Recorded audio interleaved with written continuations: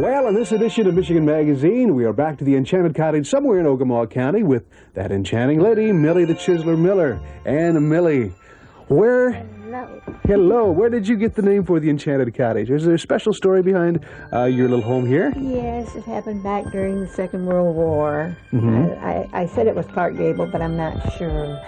And they had a cottage, had the same kind of windows I got and everything, and it was called Enchanted Cottage because she was a homely little wood carver, and he came back from the war all shot up. But when they'd look at each other, they'd both become beautiful. And that's where it got the Enchanted Cottage. And I loved that, and I remembered the story, the movie that was on it.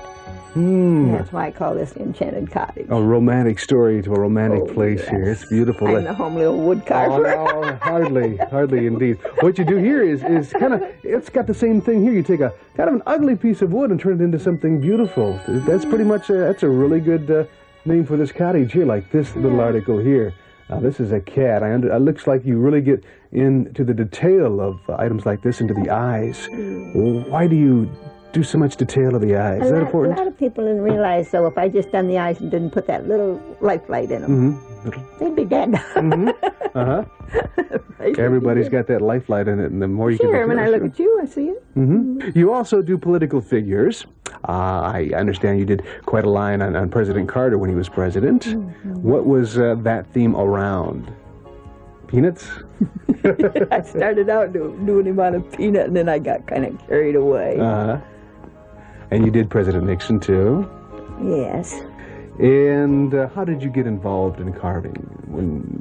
Your first inspiration, do you remember? Well, when I first got married, why, I hated playing cards because I used to come home from school and I'd have to do the dinner dishes before we had supper because my mother would be sitting there with her lady friends playing rummy or something, you know.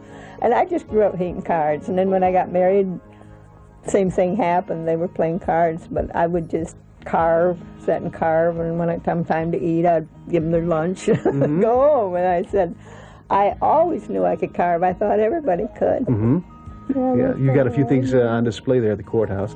And the biggest thing I'm very impressed with is Chief Ogemaw himself. You've got he's huge. My God, you must be how tall is he? 10 feet tall. 8 foot likeness, yeah. It must be at least. Is he out of a single log?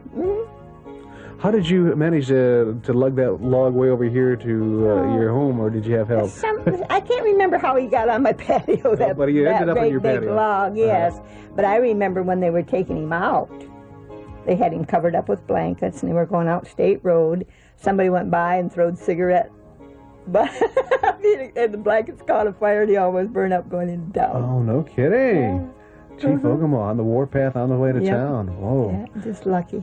Yeah, he was chief of the, his full name was Chief Ogemaw Kiki, too. Kiki, too. Yeah, and he was chief of the Chippewas, It took quite a while, you know, to find all the history, you know, on it. Oh, do you remember how long it took you to do Chief Ogemaw? Did somebody... I don't know. Probably all summer. I guess so. I guess so. That was a huge likeness of him. A lot of work and a lot of detail. He just got out there and just went at it. And how do you get those fine features? His cheekbones and his eyes are just... I don't know. You sand it after you just got to get a good mental picture. Because you know, anything in the round, you couldn't trace it off of the paper. Right. Yeah, you just... Ooh. That is odd, really. But the wood carvers come from my dad's side of the family, I know that. You've got a lot of beautiful things in your museum. We're going to take a look at those in just a moment. Yeah, and I'm so glad I got my marble back. You got your marble. Yeah, you also do marble. You did oil paintings, you do wood carvings, and you're also into stone and marble, right? Yeah, now that's difficult, I would think. It's a hard medium to work with. If you make a mistake, it's hard to correct it, or is it hard to make a mistake just as hard to correct it? I did my two daughters, Josette and Jerome. Coming into your yard, too, I see that you've got some carvings inside trees. How did you manage that? Did you actually, is that placed in the tree or is that part of the tree? It's part of the tree. Oh, really? I love that old tree trolls on that side.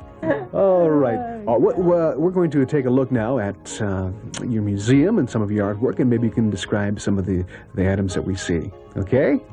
All right. We're at the studio, or the museum, of Millie the Chisler Miller, and here are a couple of very unique things that you've did, some works of art, and they are out of a single piece of wood. I found that interesting. And you told me that there's not a single knot in this wood? There was no knots in it. Why can't we get wood like that anymore? I guess they chopped down all those big trees out in Oregon, Washington. Must be. Look at that. That's St. Francis. And Singing Angel. Singing Angel. Yeah. Did you do those at one time, or? I probably did them both one summer. Yeah. Singing Angel. Sculptress. And you've also got many works over here. Here's Laurel and Hardy. You probably don't remember Laurel and Hardy. Oh, sure. Everybody knows Laurel and Hardy.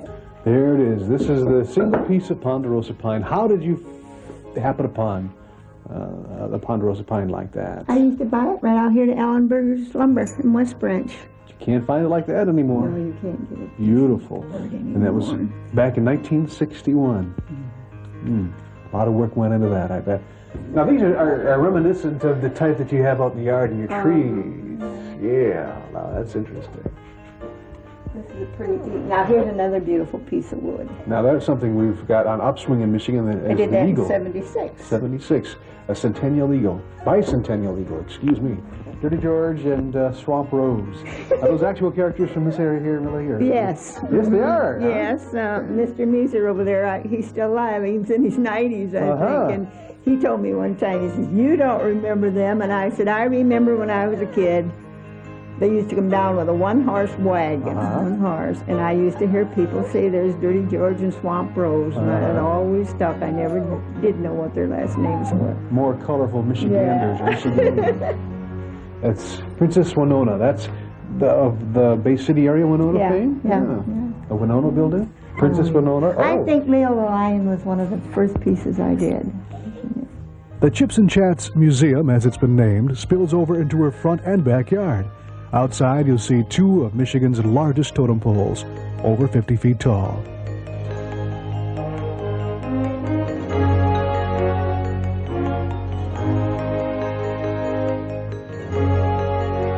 Throughout Millie's property, you'll see her creative and artistic genius come to life.